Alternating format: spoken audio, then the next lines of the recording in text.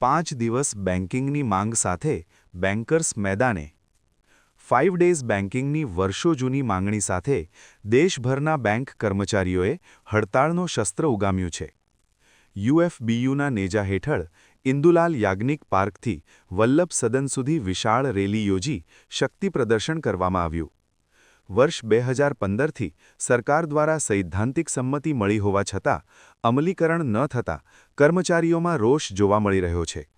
હડતાળના એલાનને પગલે બેંકોના વ્યવહારો ઠપ્પ થયા હતા, જેની વ્યાપક અસર સામાન્ય જનતા અને વેપારીઓ પર પડી છે. કર્મચારીઓએ દલીલ કરી છે કે જ્યારે આરબીઆઈ અને એલઆઈસીમાં 5 દિવસનું અઠવાડિયું હોય તો બેંકોમાં કેમ નહીં?